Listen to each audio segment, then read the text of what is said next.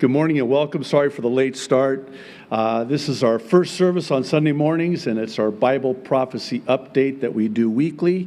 We have two services. The second service will be live streamed at 11:15 a.m. Hawaii time.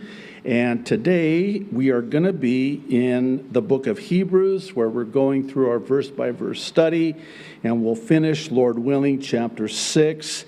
And today's message is a message of hope, and how it is that hope is that which can greatly encourage us as an anchor for our soul in the midst of life's storms.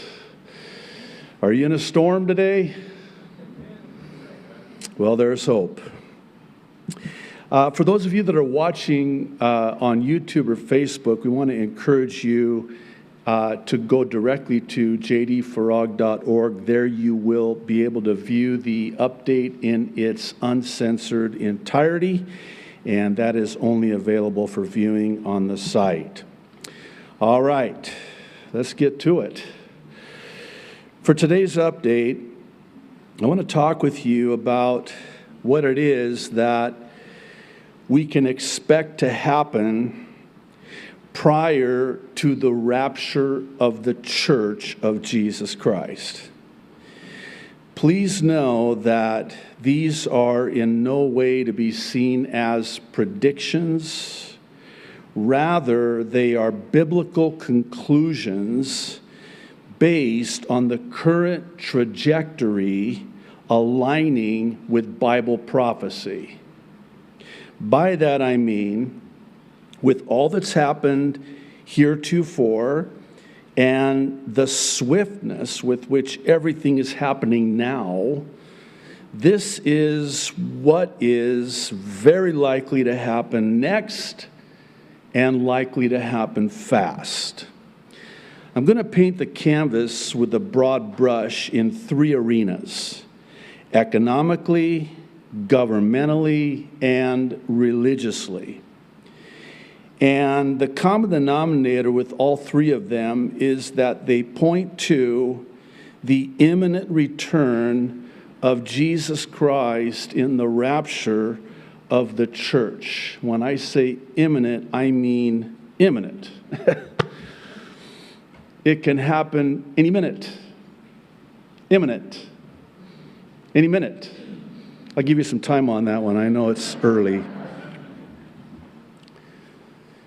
It's my hope and my prayer, and this is really the purpose of these weekly prophecy updates. It's that all of us will have an urgency to get Jesus to people and people to Jesus as fast as we can.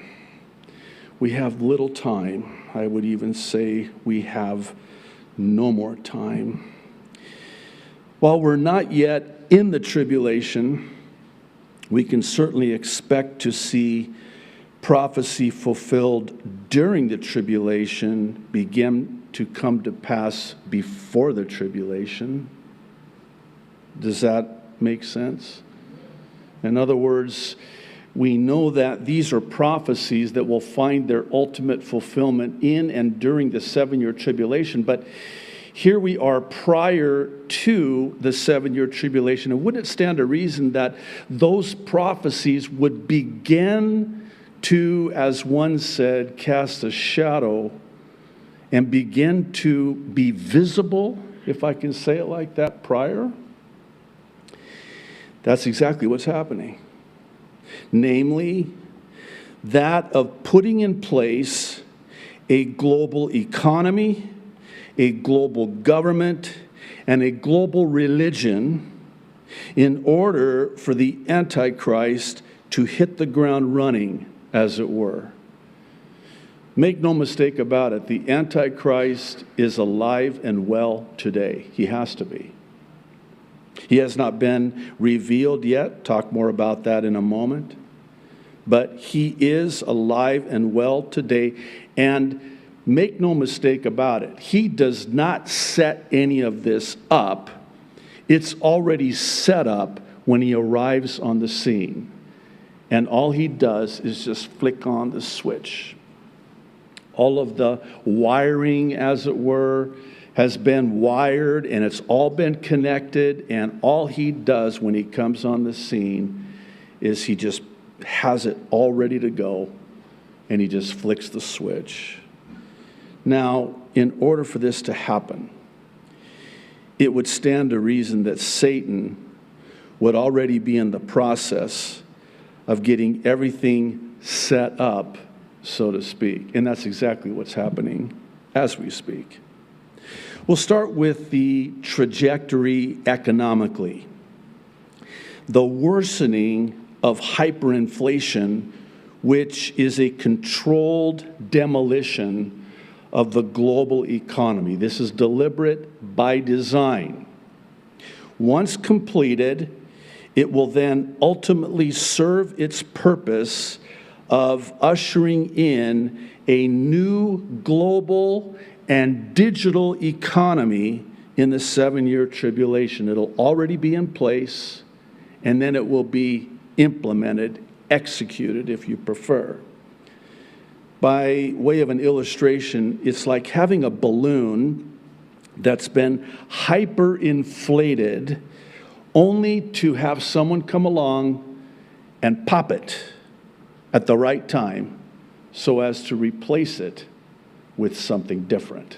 That's what's happening right now.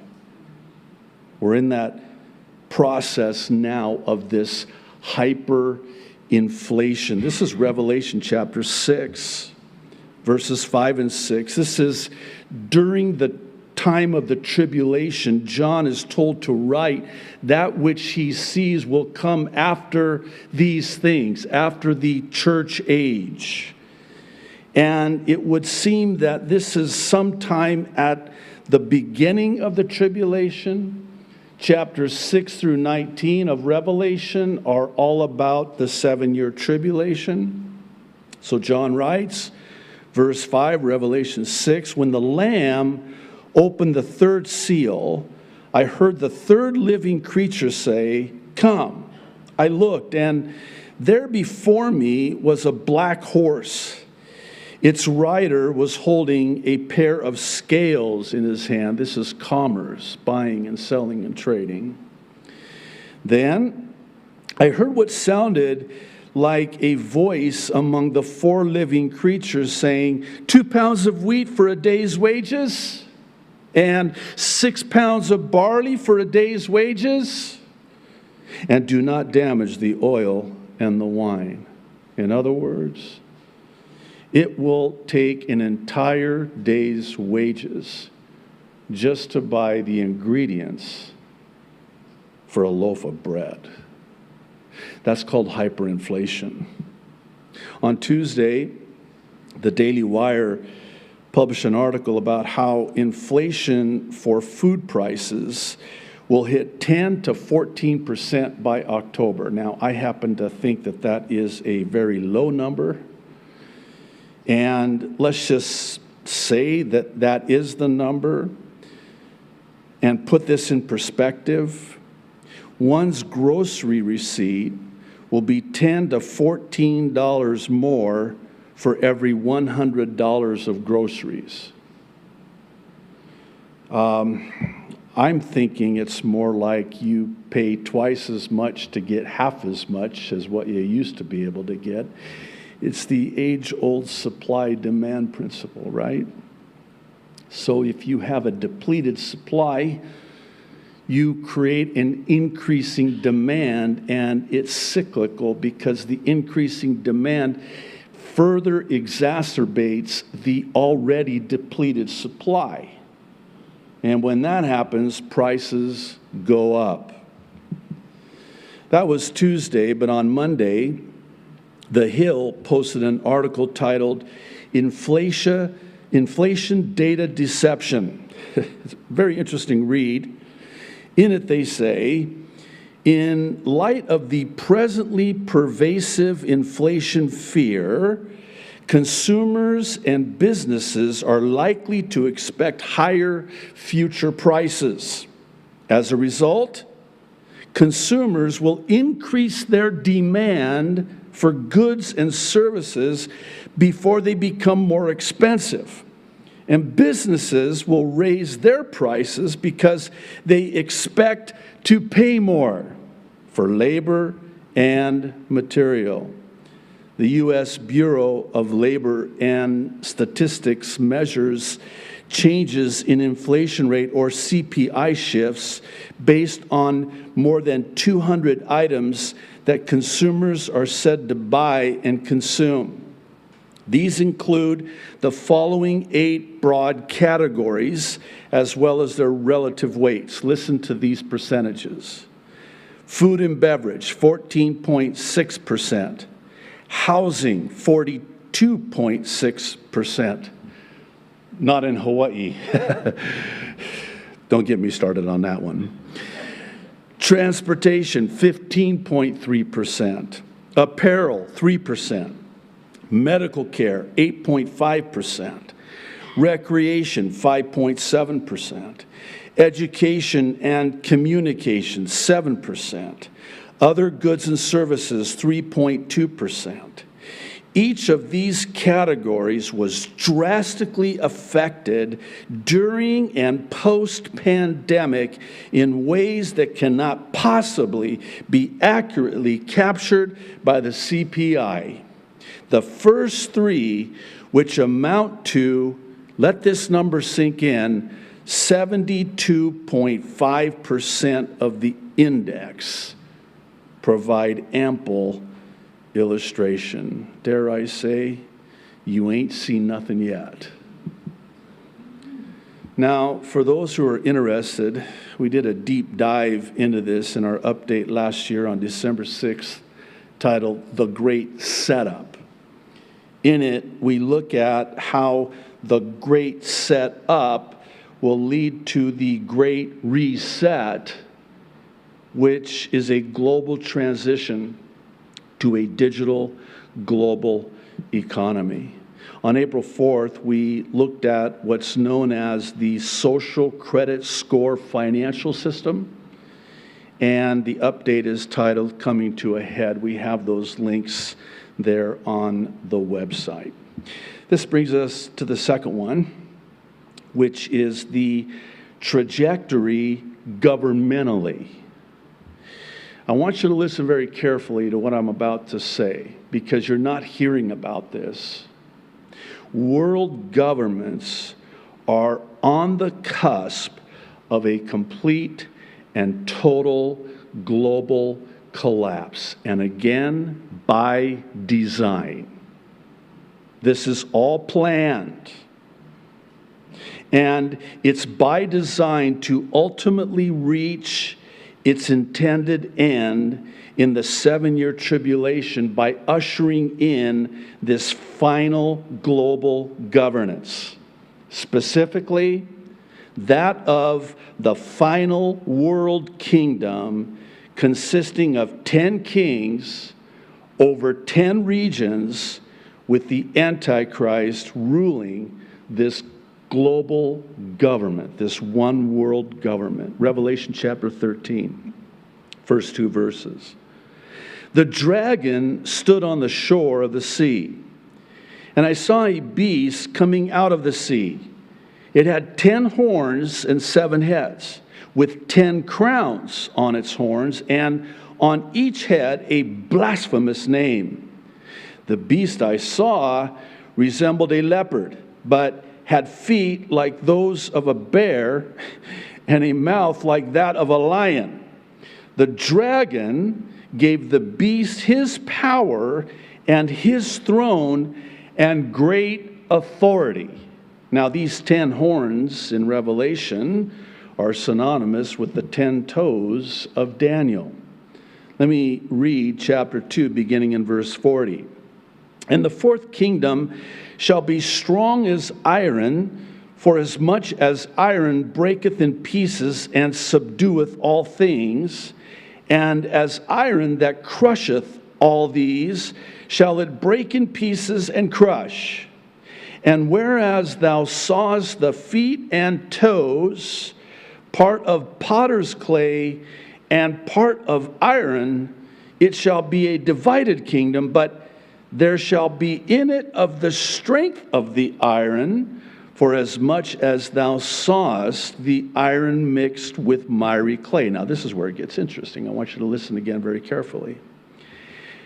And as the toes of the feet were part of the iron and part of clay, so the kingdom shall be partly strong and partly broken. And whereas thou sawest the iron mixed with miry clay, they shall mingle themselves with the seed of men.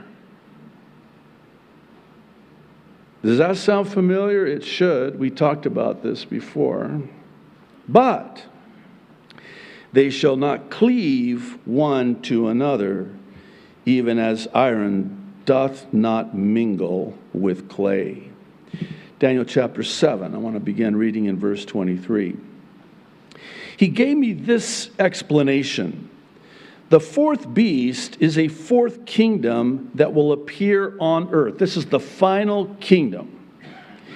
It will be different from all the other kingdoms and will devour the whole earth, the entire world, globally, the whole earth. You know what that means? The whole earth. Trampling it down and crushing it. The 10 horns are 10 kings who will come from this kingdom. After them, another king will arise, different from the earlier ones. He will subdue 3 kings. He will speak against the Most High and oppress his holy people, speaking of Israel, during the tribulation, and try to change the set times and the laws. The holy people will be delivered into his hands for a time, times, and half a time. 3.5 years. 3.5 years. Now, time doesn't permit me to cover all the countries that today are in utter turmoil and chaos, like South Africa.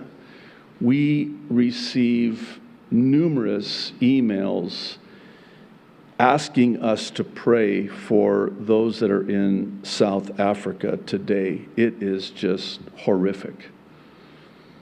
And even more horrific in some ways is my birthplace of Lebanon.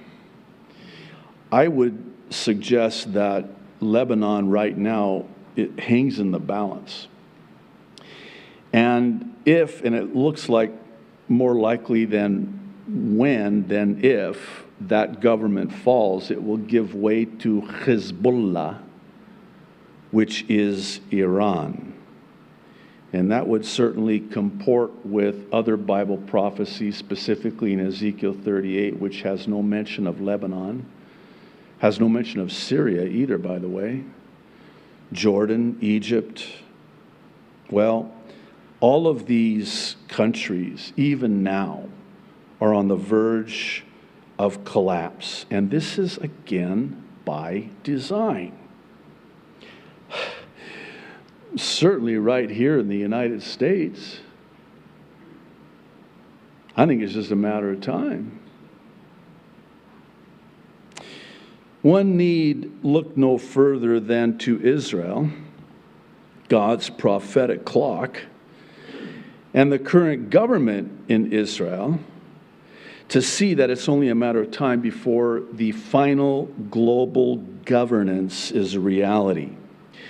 On July 13th, the AL Monitor published an article titled, "Israeli Prime Minister's Dysfunctional, Fragile Coalition Hits Reality."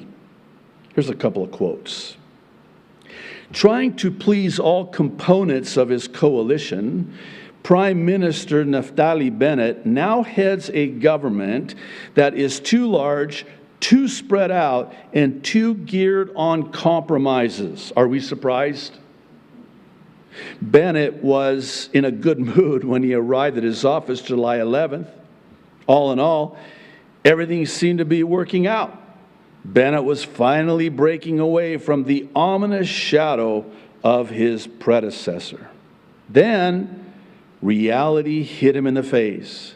Suddenly, he was forced to contend with his new government. Once it was stripped of all the glittery packaging, the coalition turned out to be much more complicated than he imagined and far less stable, too. This is indicative of all of the governments in the world today. They will all collapse and give way to this final world government. Pictured here is the World Economic Forum's webpage showing their global plan for global governance. This wheel, it's a complex circular link to everything and anything, and I mean everything and anything you could think of, and then that which you wouldn't think of is linked. And it's linked to what they dub the Great Reset, which I believe is the Great Deception vis-a-vis the Great Tribulation. It's all being set up. Well, this brings us to the third one, which is the trajectory religiously. A final, unified, one-world religion which will coexist, swearing its allegiance to and worship of the beast.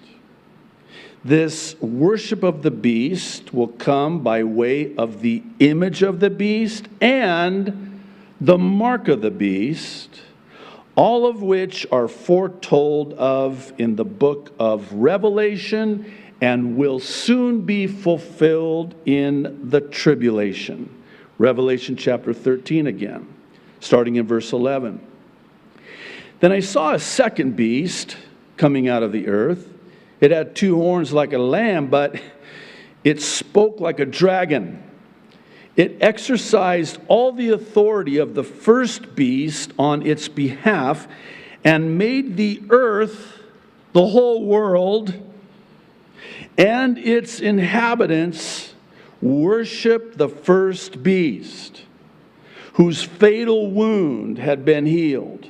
And it performed great signs, even causing fire to come down from heaven to the earth in full view of the people.